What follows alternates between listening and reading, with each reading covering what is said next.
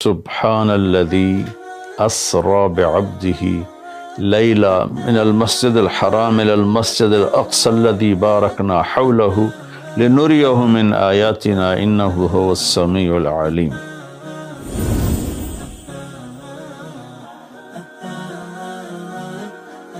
کہ 3 کپڑوں میں اٹھایا اور سارے خلا کے پردوں کو چاک کروا کے 7 آسمان کے دروازے کھلوا کر سدرۃ المنتہا پہ جبریل کی بھی بس ہو گئی کہ اس کے آگے اتنا بھی اوپر گیا تو جل کے راکھ ہو جاؤں گا، تو اس سے اوپر آپ تشریف لے گئے اور پھر عرش خوشی سے جھوم اٹھا۔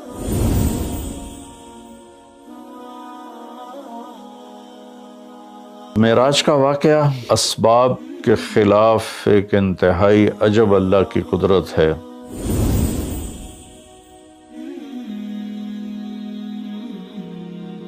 کہ اور اللہ کے محبوب کے درمیان جتنے نور کے پردے تھے اللہ نے سب ہٹا دیے۔ اللہ نے اپنے نبی کا ہاتھ پکڑا اور اپنی ذات تک پہنچا دیا۔ ہم اپنا ہاتھ اللہ کے نبی کے ہاتھ میں دے دیں تو ہم بھی اللہ کی ذات کے تک ہماری بھی پہنچ ہو جائے گی۔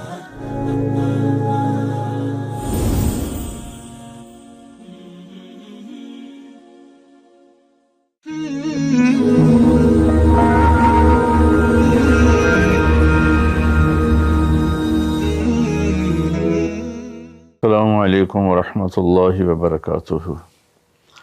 الحمد للہ وکفی وسلام علی عبادہ الذین اصطفی، اما بعد۔ رجب کے مہینہ میں اللہ تعالیٰ کے نبی کو اللہ تعالیٰ نے اپنے پاس بلایا، جس کو ہم معراج کہتے ہیں، شب معراج، لیلۃ المعراج، اور اس کے لیے اہتمام بھی کیا جاتا ہے عبادات کا، خیرات کا۔ یہ اللہ تعالیٰ کی بہت بڑی قدرت میں سے ایک چھوٹا سا نمونہ تھا کہ 3 کپڑوں میں اٹھایا اور سارے خلا کے پردوں کو چاک کروا کے 7 آسمان کے دروازے کھلوا کر سدرۃ المنتہا پہ جبریل کی بھی بس ہو گئی کہ اس کے آگے اتنا بھی اوپر گیا تو جل کے راکھ ہو جاؤں گا، تو اس سے اوپر آپ تشریف لے گئے اور پھر عرش خوشی سے جھوم اٹھا۔ اہتز عرش الرحمن، عرش خوشی سے یوں جھوم رہا تھا۔ خوشی میں انسان بے خود ہو کر جھومنے لگ جاتا ہے، تو کہ اللہ کا عرش جھومنے لگا آپ کی آمد پر، اور پہلی ہستی ہیں جن کا قدم اللہ کے عرش پر پڑا، اور اللہ تعالیٰ اور اللہ کے محبوب کے درمیان جتنے نور کے پردے تھے اللہ نے سب ہٹا دیے۔ اور السلام علیک ایھا النبی ورحمۃ اللہ وبرکاتہ۔ اللہ تعالیٰ نے ایسا خوبصورت سلام پیش کیا، تو اللہ کے نبی پہ قربان جاؤں، انہوں نے اپنی امت کو بھی شریک کر لیا۔ السلام علینا وعلی عباد اللہ الصالحین، کہ اللہ ہمارے اوپر بھی سلام ہو آپ کا، اور جو میری امت کے نیک لوگ ہیں ان پر بھی آپ کا سلام ہو، آپ کی رحمت ہو۔ تو معراج کا واقعہ اسباب کے خلاف ایک انتہائی عجب اللہ کی قدرت ہے، اور اس میں ایک چھوٹی سی بات عرض کروں کہ جب آدمی پس جاتا ہے نا اور کہتا ہے متی نصر اللہ، یا اللہ تیری مدد کہاں ہے، تو پھر اللہ کی طرف سے جواب آتا ہے الا ان نصر اللہ قریب، بے شک میری مدد قریب ہے، آ رہی ہے۔ یہ واقعہ طائف کے بعد پیش آیا ہے، جب آپ بے بس ہو گئے تھے، پتھر کھا کے شدید زخمی ہوئے، پھر آپ مکہ تشریف لائے تو باہر ٹھہر گئے، اندر آنے کی آپ کی سکت نہیں تھی، اور آپ نے زید ابن حارثہ کو اخنس بن شریک کے پاس بھیجا کہ مجھے پناہ دو، میں مکے میں داخل ہونا چاہتا ہوں، تو اس نے انکار کر دیا، کہا میں نہیں پناہ دیتا۔ پھر اپنے سہیل ابن عمر کو پیغام بھیجا کہ مجھے پناہ دو، اس نے بھی انکار کر دیا۔ پھر ایک اور عرب کے سردار تھے، ان کو پیغام بھیجا، غالباً صفوان بن امیہ کو پیغام بھیجا کہ مجھے پناہ دو، تو انہوں نے بھی انکار کر دیا۔ تو پھر آپ نے مطعم بن عدی کو پیغام بھیجا، ان کے بیٹے جبیر صحابی بنے، تو مطعم بن عدی کو پیغام بھیجا تو وہ آپ نے بچوں کو لے کر باہر گیا اور اللہ کے نبی کو اپنے بیٹوں کے ساتھ لے کر مکہ میں انٹر ہوا، حرم شریف میں آ کے اعلان کیا آج کے بعد محمد بن عبداللہ صلی اللہ علیہ وسلم میری پناہ میں ہے، انہیں کوئی ٹچ نہیں کر سکتا۔ ابو جہل نے کھڑے ہو کر کہا تم یہ اس کا کلمہ پڑھ کے کہہ رہے ہو یا اپنی سرداری کے زوم پر کہہ رہے ہو، اپنی سرداری کے بلبوتے پر؟ اور کہا نہیں، میں نے اس کا کلمہ نہیں پڑھا، جو اللہ نے مجھے سٹیٹس دیا ہے اس کی وجہ سے کہہ رہا ہوں۔ کہ پھر ٹھیک ہے، ہم ان کو کبھی ٹچ نہیں کریں گے۔ اس قدر حال سنگین ہو گیا تھا، اور کبھی آسمان کے فرشتے نہیں روئے سوائے دو جگہ۔ ایک دفعہ جب ابراہیم علیہ السلام نے حضرت اسماعیل کو الٹا لیٹایا اور چھری ہاتھ میں اور سر کے بال ہاتھ میں اس طرح، اور یوں آسمان کو دیکھ کے کہا یا اللہ تو مجھ سے ناراض ہو گیا ہے کہ میرے دل میں اسماعیل کی محبت آ گئی ہے۔ اس پر آسمان کے فرشتے زار و قطار روئے تھے۔ اور ایک جب ہمارے نبی کو پتھر پڑے اور پڑھتے پڑھتے بے ہوش ہو کے گر گئے، اس وقت ساتوں آسمان کے فرشتے روئے تھے۔ اور پھر ملک الجبال حاضر ہوا، یا رسول اللہ اجازت ہو تو ان کو ایسے پیس کے سرما بنا کے رکھ دوں، ان اطبق علیہم الاخشبین۔ آپ نے کہا نہیں، لعل اللہ ان یخرج من اصلابہ من یوحد اللہ، نہیں، اللہ تعالیٰ ان کی نسل میں ایسے پیدا کرے گا جو اللہ کی توحید کو ماننے والے ہوں گے۔ اس تکلیف کے بعد یہ سفر ہوا کہ 27 رجب کو جبرائیل آئے، آسمان سج چکے ہیں، اور ہماری یعنی زبان میں یا ہمارے رواج میں کہ یا رسول اللہ استقبال کے لیے قطاریں لگ گئی ہیں، آپ ان کو لے کر گئے۔ آپ ام ہانی رضی اللہ عنہ حضرت علی رضی اللہ تعالیٰ عنہ کے گھر میں تھے آپ، تو وہاں سے حتیم میں لے گئے، آپ کا سینہ چاک کیا، دوسرے فرشتہ وہ پانی لایا زمزم کا، اس سے آپ کے سینے کو صاف کیا، پھر دل باہر نکالا، اس کو چیرا، اس سے صاف کیا، اور پھر دوبارہ دل کو رکھ دیا، سینے کو بند کر دیا۔ اب یہ سارا کچھ اپنے ہوش میں دیکھ رہے تھے۔ پھر وہاں سے براق پہ سوار ہوئے۔ براق گدھے سے بڑا قد، خچر سے چھوٹا قد والا ایک جانور تھا، جس پر آپ کو سوار کرایا گیا، اور وہ تھوڑا مستی کرنے لگا تو جبریل بولے تو یہ پتہ ہے تیرے اوپر کون سوار ہیں؟ تو اس کے ساتھ ہی وہ ایک دم سر نیچے کر گیا، اور پھر وہاں سے پرواز کی بیت المقدس، اور وہاں آپ نے 2 نفل پڑھے اور ان کو وہیں چھوڑ دیا، اس کو براق کو وہیں چھوڑ دیا۔ وہاں سے پھر سفر شروع ہوا اللہ کی طرف۔ اس سفر کو اللہ نے یوں بیان کیا، سبحان الذی اسری بعبدہ لیلا من المسجد الحرام الى المسجد الاقصى الذي بارکنا حولہ لنریہ من آیاتنا انہ هو السمیع العلیم۔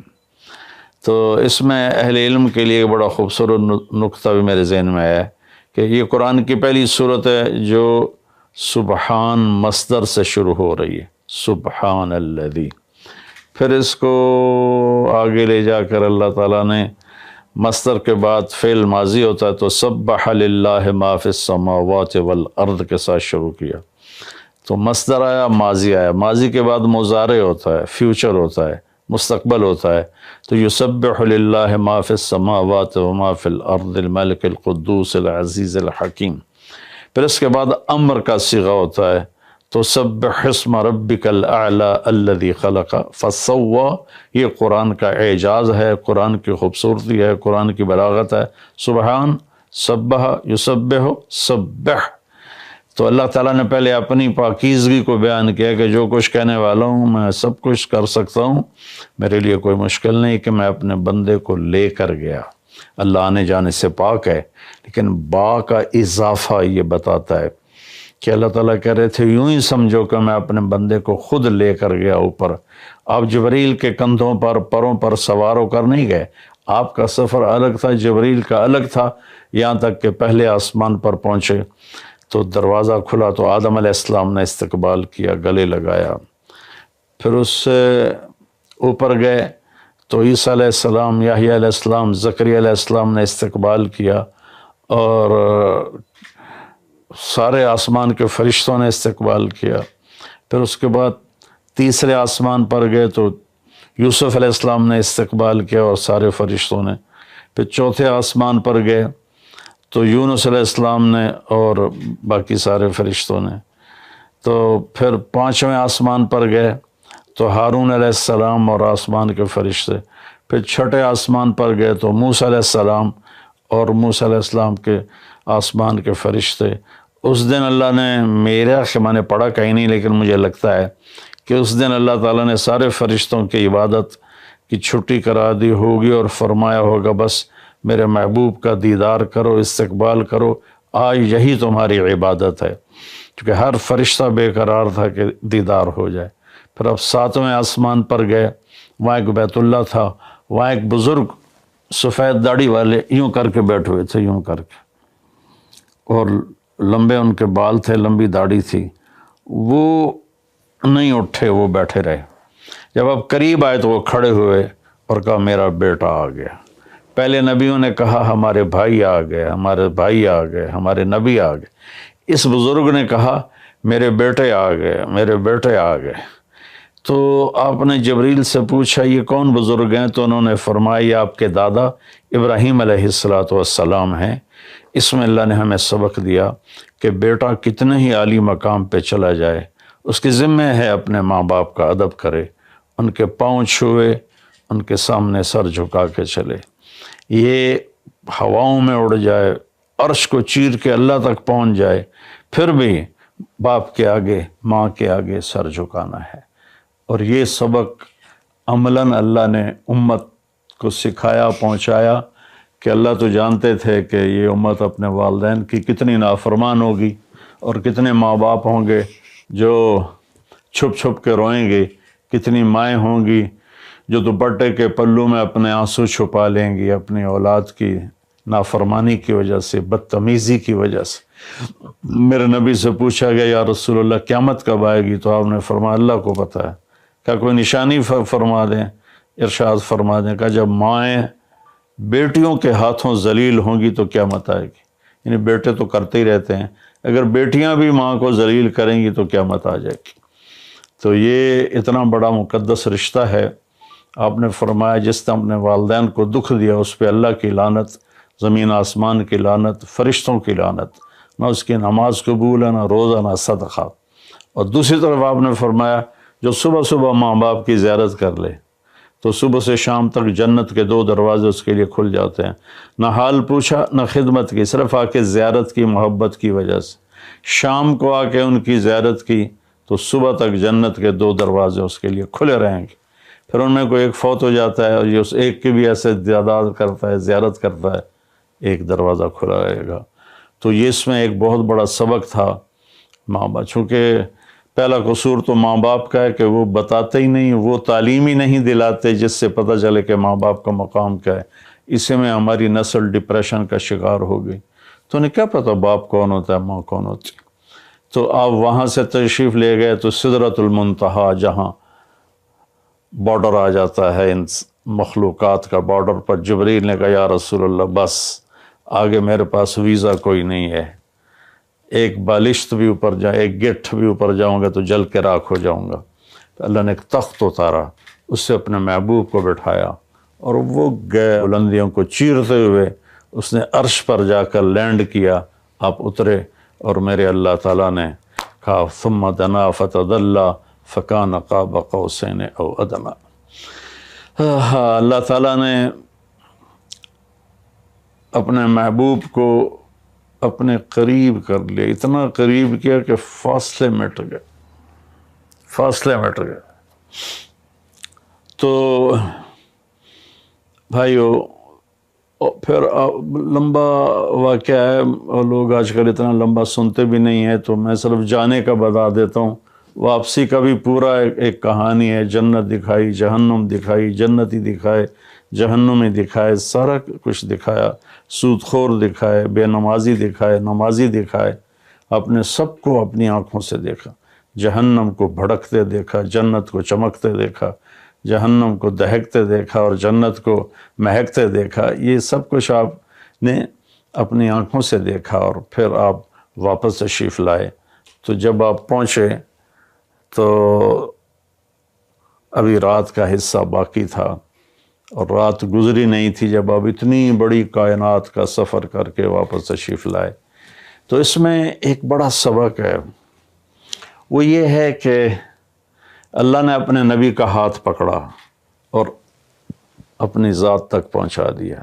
ہم اپنا ہاتھ اللہ کے نبی کے ہاتھ میں دے دیں تو ہم بھی اللہ کی ذات تک ہماری بھی پہنچ ہو جائے گی۔ اگر کوئی بڑائی کے سفر طے کرنا چاہتا، بڑا آدمی بننا چاہتا ہے کہ میں تو جی گریٹ مین بننا چاہتا ہوں، میں کامیابی چاہتا ہوں، میں سکسیسفل لائف چاہتا ہوں، تو کامیابی ہے کہ میرا آپ کا اللہ ہم پہ راضی ہو، جب ہم مریں تو وہ ہم سے خوش ہو کر ملے، ہمیں جنت کا پروانہ دے۔ یہ ہے کامیابی۔ یہ نہیں کہ آپ بڑے مالدار بن گئے، آپ امریکہ کے صدر بن گئے، یہ نہیں ہے۔ کامیابی یہ ہے کہ آپ سے مجھ سے اللہ راضی ہو جائے، یہ سب سے بڑی کامیابی ہے۔ تو اللہ تعالیٰ کے نبی کے ہاتھوں میں ہاتھ دے دے تو اللہ تک پہنچائی آسان ہو جائے گی۔ ایک واقعہ سنا کے ختم کرتا ہوں۔ ایک بدو آیا، کہنے لگا ہے محمد، آپ نے کہا جی۔ آپ بدتمیزی کا جواب بدتمیزی سے نہیں، پیار سے دیتے، جی تیری 3 باتیں بڑی عجیب ہیں۔ آپ نے کہا کیا؟ تو کہتا ہم باپ دادے کا دین چھوڑ کے تیرے دین پہ آ جائیں گے۔ ہم کیوں چھوڑیں باپ دادے کا دین؟ کہا اچھا، اور؟ تو کہتا ہے کہ ہم مر کے مٹی ہو جائیں گے اور پھر دوبارہ زندہ کیے جائیں گے۔ کہا اچھا، اور؟ تو کہتا ہے سورے عرب کو تیری امت فتح کر لے گی، ایران اور یورپ کو بھی تیری امت فتح کر لے گی۔ تو یہ کیسی بچوں والی باتیں کہا، ان کو روٹی نہیں ملتی اور یہ سنا رہا ہے ان کو کہ اس سے کیسر اور کسرا 2 بڑے بلاک تھے اس وقت۔